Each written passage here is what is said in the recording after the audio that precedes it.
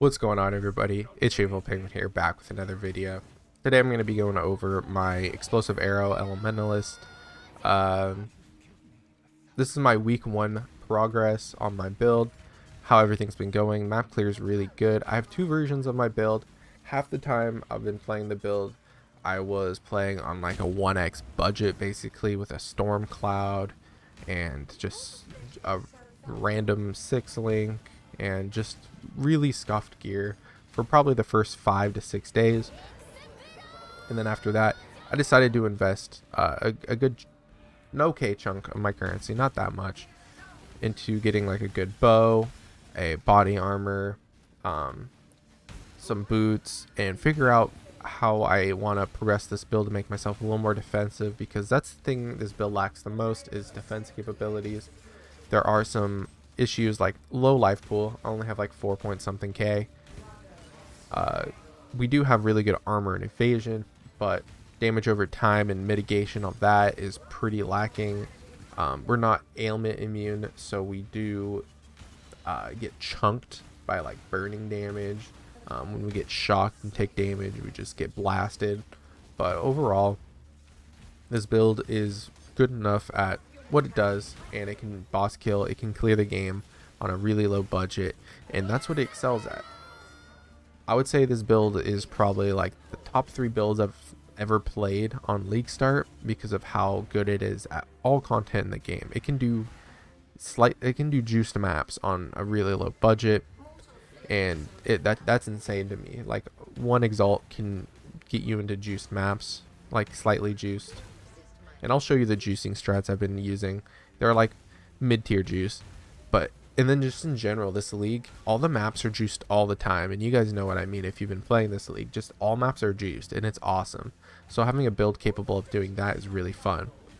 Now, the downsides of the build are, like, you're playing with totems. Totems kind of suck. Totems get killed a lot because they're low HP pool. They're just sitting there in like the shaper beam and just die immediately. So you got to recast them. So your uptime on your DPS is pretty good, but you're not maximizing your uptime.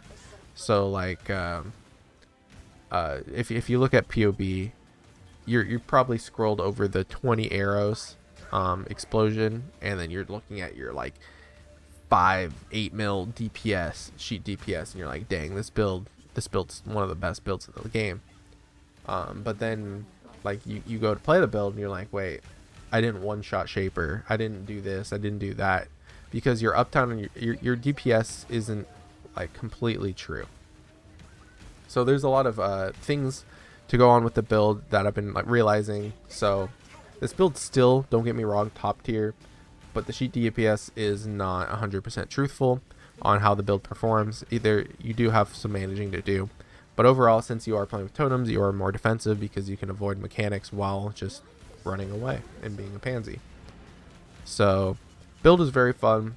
A lot of mapping's like okay, I wouldn't say it's great, because it is totems, so it does take a second to kill the packs, but once you kill the packs, they pro live very well, and you can do a lot of stuff with that. So yeah, I'm gonna get into my build now.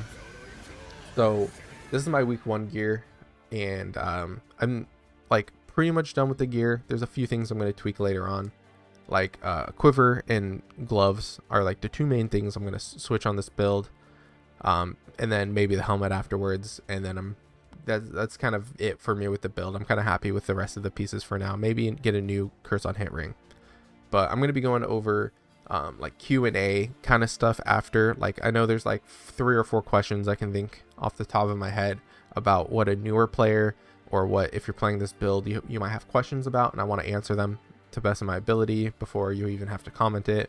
And if I did answer it, please comment anyways. It helps the algorithm. So first thing I'm going to get into is my bow. So the bow I was using before this is, where to put it, this bow, Stormcloud longbow. So this bow will carry you through the end game. You can kill all the bosses with this bow. Don't get me, like, it's amazing. But when you switch to this bow, and if you can already kill it, you're just doubling, tripling your DPS, and it's crazy good. I'm gonna go over why my bow is a little different than the normal ones, and why I kept it. But use a storm cloud with a good attack speed roll. Get as close to 50 as you can for your budget. But it's like literally a 1C bow. And then yeah, that's pretty much it. It's use that bow until you can get a crazy good bow. So the main bows people are using are the +1 +2 bow. And they're not that expensive. I can actually show you guys on the trade site what the bow, like an ideal bow, looks like. So let me pull that up. So we're looking at a bow with socketed. I can't type when I'm like under pressure. You guys are pressuring me. I blame you guys. Socketed bow. It's just gems. You want to make sure you do explicit, not pseudo. So you got 2, 1. So you're gonna see a lot of these corrupted, and then you're gonna see a lot of these bows in general. But you do not want spine bow. You're gonna want a thicket bow, a short bow, or a grove bow. You're gonna want one of those 3. You don't want the one that look like the tiny bow like this. That's because they have the most attacks per second. And when you're buying these bows, another thing you want to make sure is that it does not have adds fire damage. If it has this mod, it's a rip bow. You do not want the bow. It will half your DPS because of the way exposure works with our Elementalist. So like, you're also going to want to have your gems on the bow, because if you read it, it's socketed gems. I didn't mean to click that. Let's look at how much a 6-link one is going for. So you could buy this one. This one's pretty good. That's a typo. That's probably Exalts. So let's keep going. And this one, not bad. You have an open suffix, so you can craft attack speed.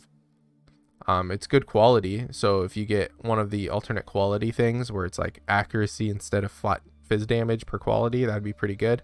For 75C, I'm sure that one's not going to be around for too long. 80C. So it's like an Exalt. Like, you could get this bow. Increased quality. See, like, that one's pretty good. 80C for this bow. It's super cheap, and it already has the colors you want. So it's like everyone's getting done with their build and dropping down these bows. And I would recommend picking one up if you're playing the build, because they're super cheap now. The reason they're cheap is because they're really easy to craft. So the way you craft these is you actually use these essences. The essence of dread. It doesn't need to be deafening. It can be the shrieking, the middle tier, the one that's gone on my screen. I spammed about 100 of those into my bows. It was like I spent more than I should have, because the bows are so cheap now. I did this about 3 or 4 days ago. The price of the bow was like 3 or 4x before. So I was like, I'll do it myself. I can craft it within that amount, and I crafted it. I spent probably about 3x crafting this bow. I bought the 6-link base, and then I colored it. I got 30 quality, and then I started crafting on it. And I spent about probably 3x total to get this bow. And if you look at my bow, you'll notice one thing different. I don't have the +1 to socketed gems. And that's a bummer, because I'm not getting +1 to my support gems, which is lame. But I am getting 10 multi, and I was POBing it for my personal build. And the 10 dot multi is roughly like 3% better on the sheet DPS than +1. And I was kind of confused by that. I was like, what the, like, an extra percent of like more damage on each gem is worse. And I was thinking about it. I'm like, okay, 5% plus whatever the base of the gem gets is worse than 10% dot multi. I was like, okay, I can kind of justify that in my head, whatever. And I was like, not about to spend another 3x to try to get this craft. I was pretty unlucky. I landed +2 +1 twice, and then I got fire damage, yellow annulled it, ripped it, and then I did it again, but I got, my suffixes were filled with like junk. It was like cold res, life on hit, whatever. It was garbage. And I was like, okay, I need to annul a suffix so I can craft attack speed, and then I'm done. And then, of course, I hit something.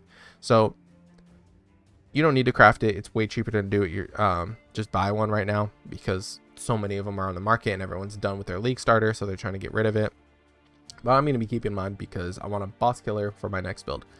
So I'm done with the crafting. This is my bow. It's a little bit different. Don't get a +2/+1, but you can get a +2 dot multi, and with a good attack speed, and it'll be okay. I'm not crying. You're crying.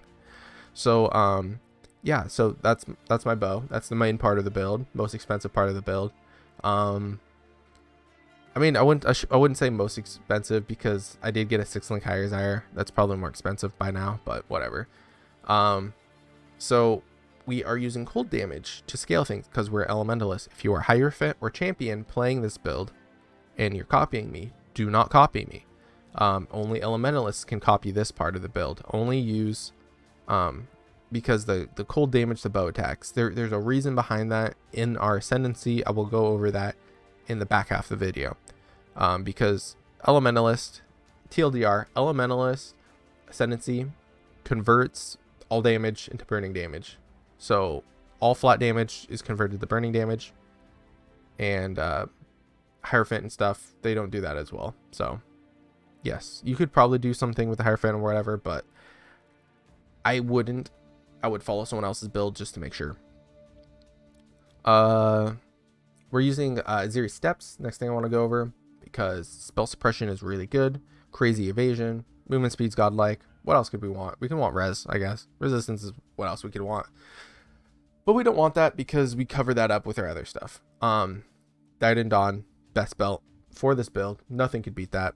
So no brainer right here. Ignites you inflict are faster. Like, what else could you want, dude? Like, that's all you want in your build. Quiver is dog. I need to change it. I need fire multi on it. Fire multi with attack skills, I think is what it's called. And you can just get generic dot multi on your bow as well. But other than that, you're gonna want like attack speed, accuracy, life, and if you really need it, resistance. Elemental damage with attack skills is pretty good too. But it's not as important as the other ones I listed. I'll go over the jewelry after. Gloves are actually the same gloves you guys saw last time, I think. Dog tier gloves, but I don't know. They're not dog. They're god tier for when I found them, but like right now they're not. Like they need to be swapped. I need some good like slink gloves, or maybe even armor gloves if I want more armor. But you do want attack speed, you want life and resistance. It has all three of those check marks. So I was like, you know what? I'm using these. You can do some cool things with the Eldritch currency.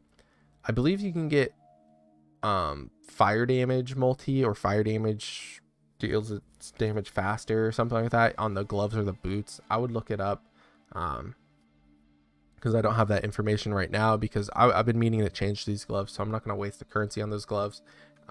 So yeah, and you can't use Eldritch currency on the unique items, so our boots and our body armor unfortunately cannot be influenced with the new influence, so it's kind of lame, but you know, they're good enough on their own.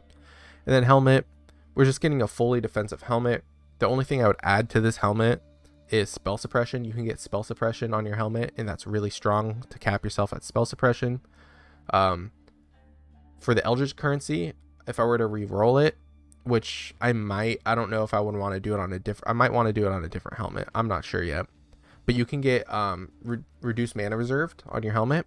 You can get non-curse, increase effect of non-curse aura skills, so like aura effect, which greatly improves just our entire build.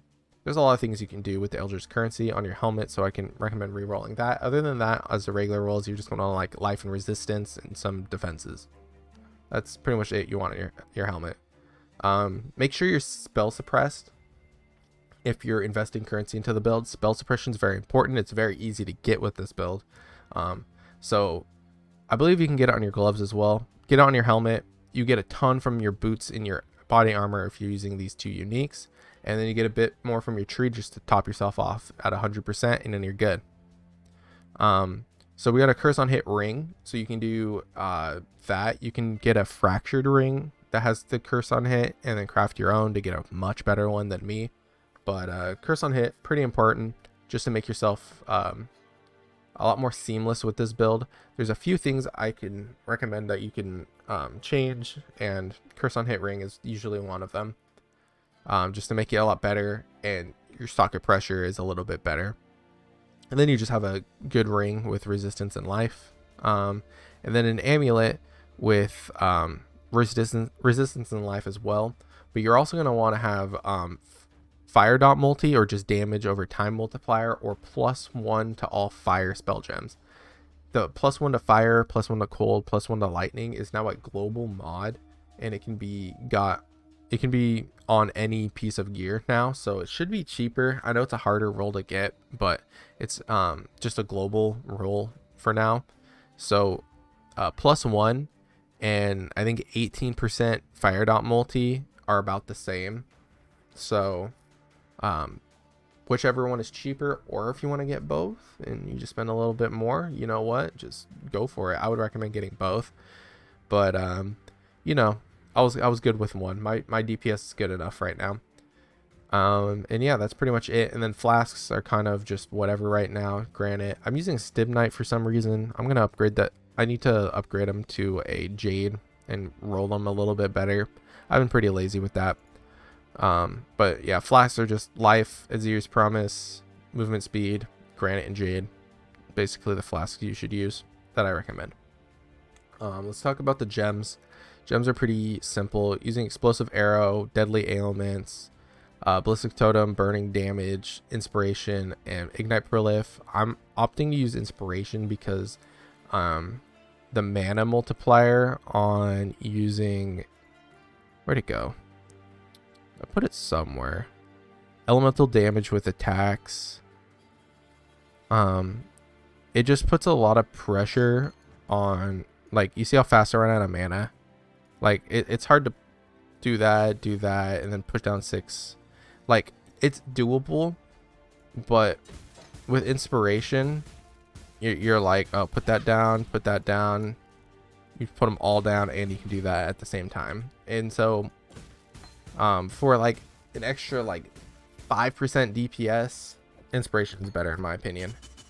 So I went with that. Inspiration, you can swap it if you feel like it for elemental damage with attacks or something like that.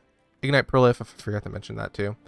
But yeah, so that's my choice as my 6th link. Inspiration, just to make mana issues not happen. And yeah, so the rest of the gems are pretty self-explanatory.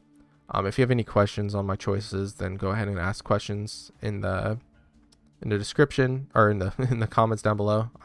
You guys don't have access. Hopefully you guys don't have access to write in my description. That'd be crazy. Rip my videos. So yeah, so that's it for my the gems. They're all in the POB. Go check that out. If you have any questions, there is one tech I was using for a while that I might bring back. So I have a 6-link Hyrazire. I might sell it and just get a regular one at like a 4-link and a 2-link. And I would take off blind and maybe GMP or faster attacks, one of the two. Have a 4-link and a 2-link, and then use where'd it go? Use Divine Blessing and Malevolence.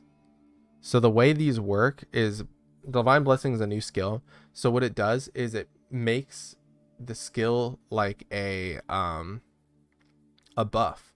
So you activate it and it'll last for however many seconds. It lasts for 10.4 seconds, and you'll have Malevolence just for a mana cost. It's not it doesn't reserve your aura, so you get the damage of Malevolence for that 10 seconds, and that's very strong.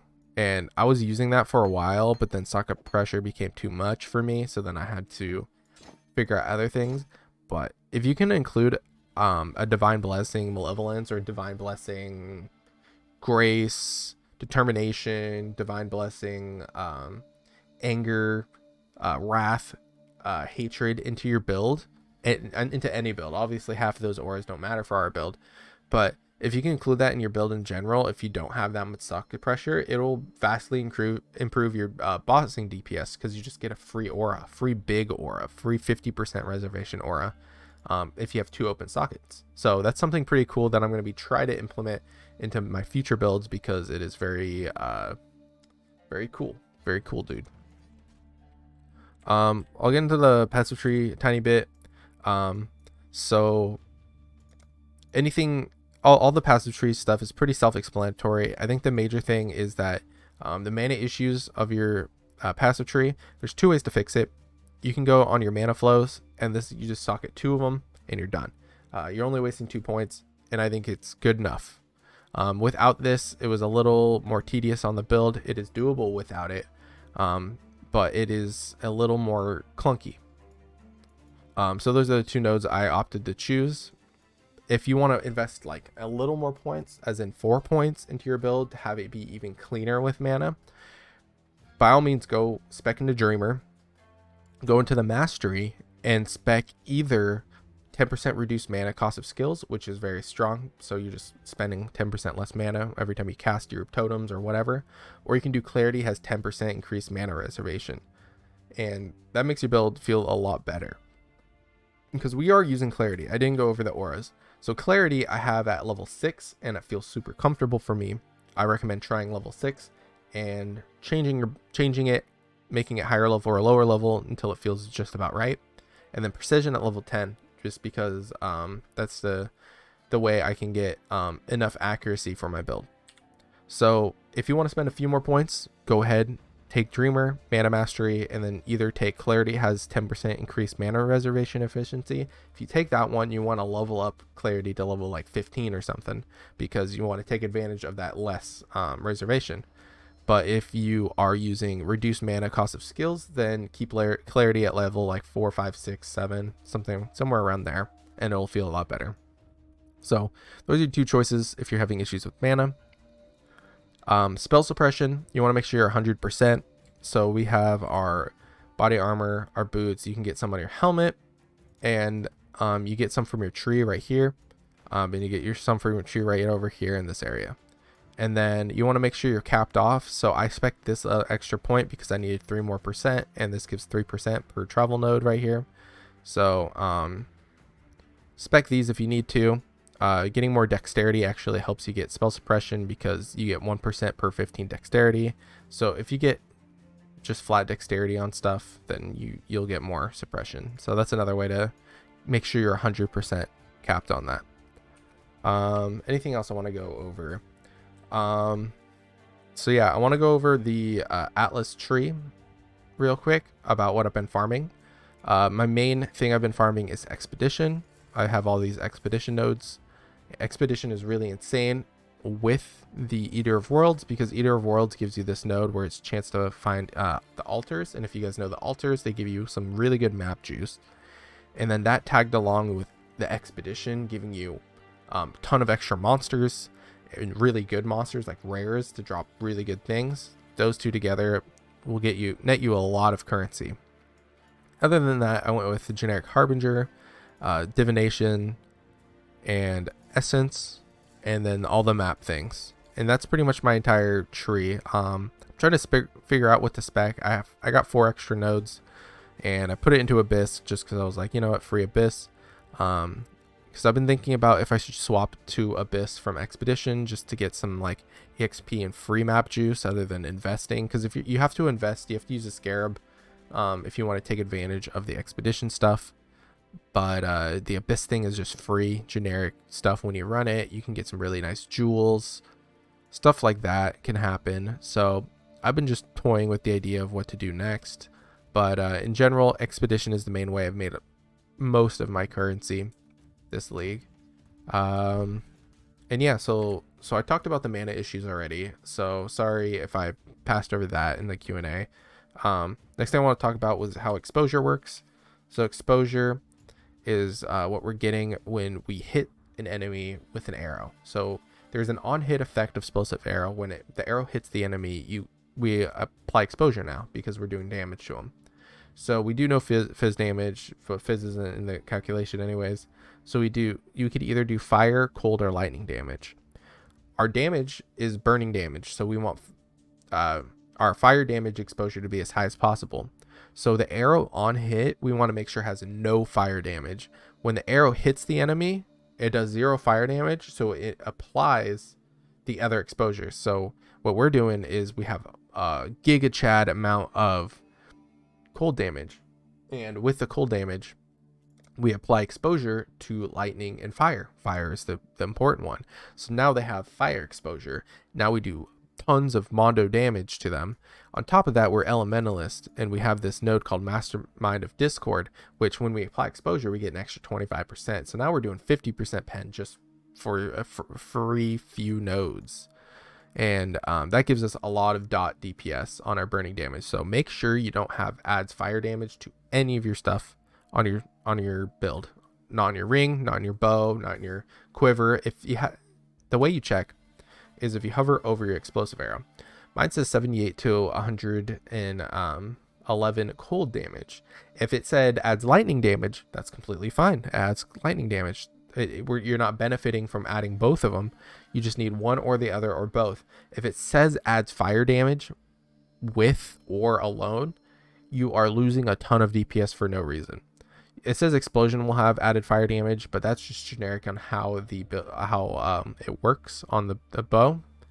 That's not technically an on-hit effect. It's an explosion. It's not an on-hit, so it doesn't proc the exposure thing. But the arrow itself is doing the 78 to 111 cold damage.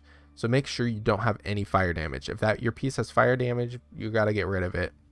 So that's how it works. That's how all the exposure stuff works and why we're taking advantage of it. So we get a lot of extra DPS. One last thing I'll go over before we end the video is some builds you'll notice you'll have the suffix craft of minions have increased attack speed and cast speed. Very strong craft, and you're like, why is that very strong? So basically you can get 28% attack speed on this bow.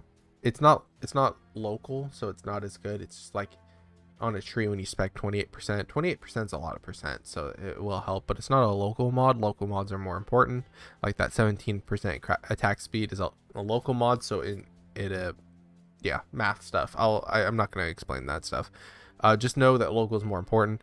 So this attack speed mod is really good because if you put it on, you'll get that attack speed, but you have to use the travel nodes over here, and you have to do the node spiritual command. And if you just read it, the last line increases and reductions to minion attack speed also affect you.